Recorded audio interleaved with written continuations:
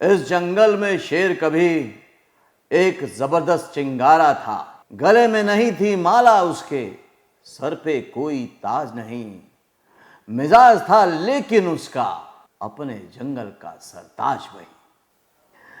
ये जब थिएटर में लाइन आती है सौरभ शुक्ला के मुंह से तो जबरदस्त जोश आ जाता है। ऐसा लगता है हम एक ऐसी फिल्म देखने वाले हैं जो कि बहुत अलग है, बहुत अनोखी है और बहुत कमाल की एक्टिंग भी की है।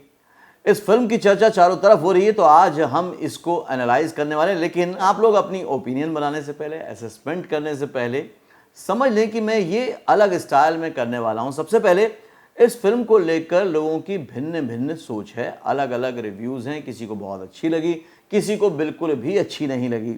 तो हम पहले देखते हैं कि पब्लिक का रिव्यू क्या है। कैसी लगी पिक्चर? बकवास फिल्म। क्या आपने एक्सपेक्ट किया था, क्या आपको मिला पिक्चर में?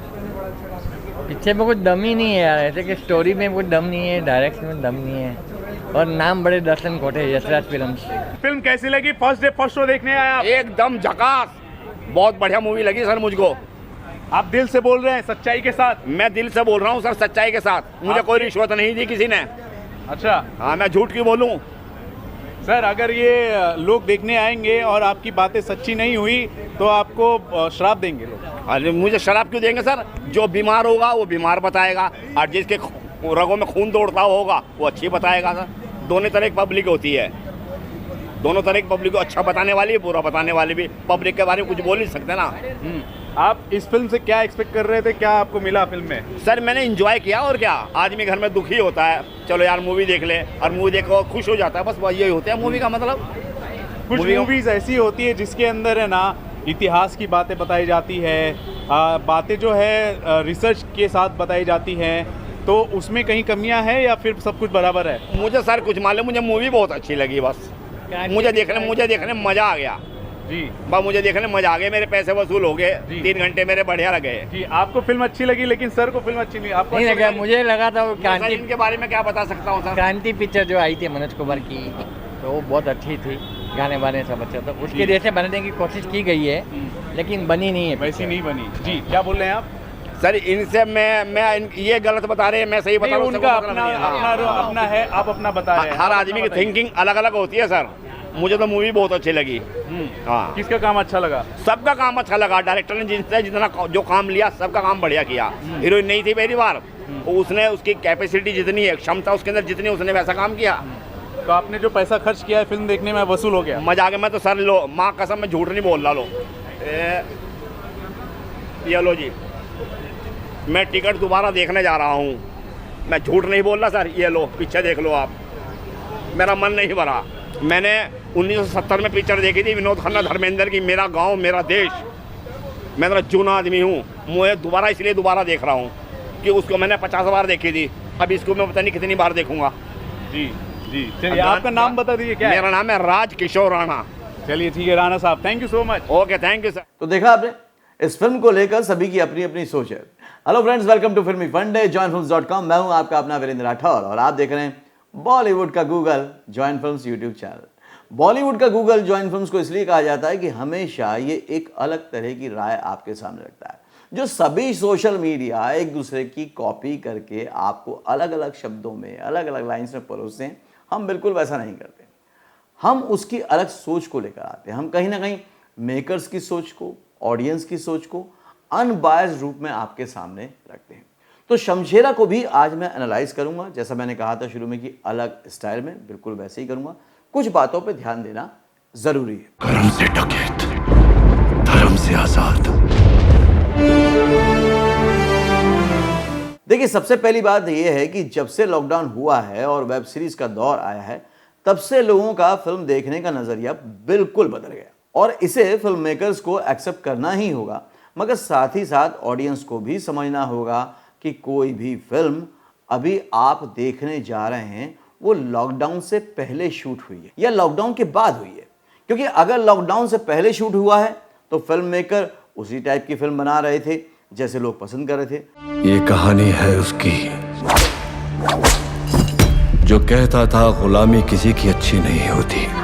अब बात करते हैं कि मुझे इस फिल्म में क्या प्लस पॉइंट लगे और क्या माइनस पॉइंट लगे। Plus point, actors acting. Ranbir Kapoor ने अपने करियर में पहली बार पैरोडिक फिल्म की है और उन्होंने पहले की ही तरह ज़बरदस्त एक्टिंग की है। वो मास मूवी में भी जैसी एक्टिंग करते हैं वो दर्शाता है कि वो सिर्फ हीरो ही नहीं, एक बेहतरीन एक्टर है। एक आखिरी दांव खेलता हूं, अगर पासा ठीक पड़ गया तो आजादी हमारी मुट्ठी में होगी। संजय दत्त तो एज यूजुअली इतने एक्सपीरियंस एक्टर हैं कि उन पर कोई डाउट ही नहीं किया जा सकता है, मगर फिर भी उन्होंने इस बार भी बेहतरीन काम किया है और खलनायक वाले कैरेक्टर में तो उनका जवाब ही नहीं है। तेरी माँ का मुकुट क्वीन क्राउन सर। वानी कपूर का रोल ही सिर्फ कुछ गानों में था और गानों के अलावा उनका सिर्फ मुश्किल से 10 मिनट का रोल होगा, तो उनके कहने के लिए और करने के लिए कुछ भी ज़्यादा नहीं था। सौरभ शुक्ला सपोर्टिंग कास्ट में थे और उनको जितना भी टाइम आप स्क्रीन पर देखते हैं तो फेस पर एक स्माइल ही रहती है और उनका भी काम बहुत गजब का है। रोनित रॉय को शमशेरा और बाली दोनों ही कैरेक्टर के साथ दिखाया गया है। उनका भी काम अच्छा है, मगर उनको ना ही स्क्रीन टाइम मिल पाता है और ना ही उतने ज़्यादा डायलॉग्स। इरावती हर्षे शमशेरा की पत्नी और बाली की मां के किरदार में हैं। उनका भी काम अच्छा है, मगर उनको भी उतना स्क्रीन स्पेस नहीं मिला जितना मिल सकता था। लोकेशन और वीएफएक्स।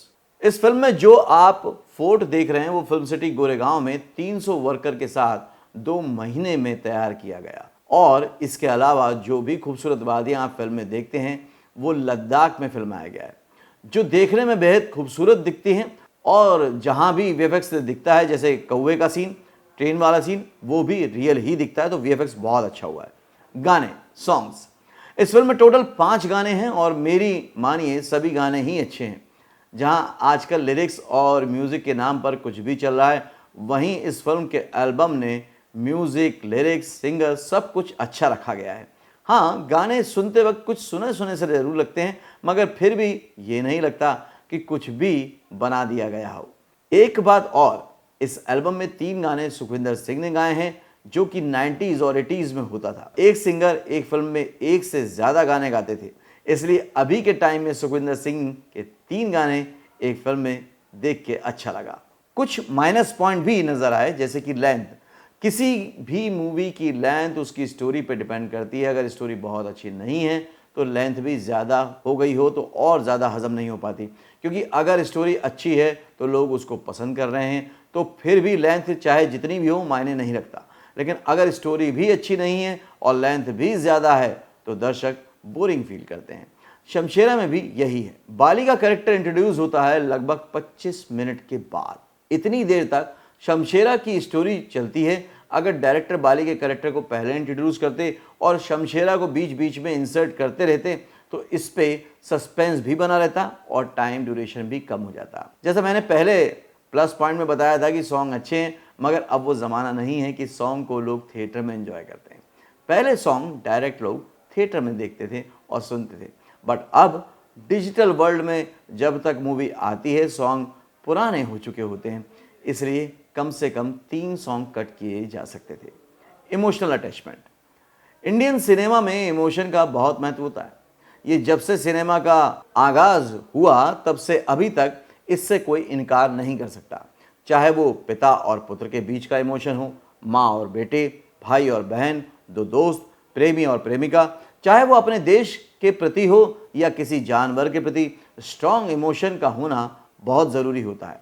एग्जाम्पल के तौर पे आप बॉर्डर, तेरी मेहरबानियाँ, DDLJ, बजरंगी भाईजान, KGF, बाहुबली, गदर, बहुत सारी मूवीज़ हैं जिसमें किसी न किसी के प्रति इमोशनल अटैचमेंट होता ही होता है और वहीं मोटिव भी होता है मेन लीड के कैरेक्टर का, मगर इस फिल्म में ये पॉइंट मिसिंग है। स्टार्टिंग में सही चलता है, मगर जैसे जैसे मूवी आगे बढ़ती है कैरेक्टर के बीच इमोशंस खत्म होने लगते हैं। तीसरा जो थोड़ा सा पॉइंट मुझे लगा कि इस पे काम करना चाहिए था वो था कि similar scenes from different movies.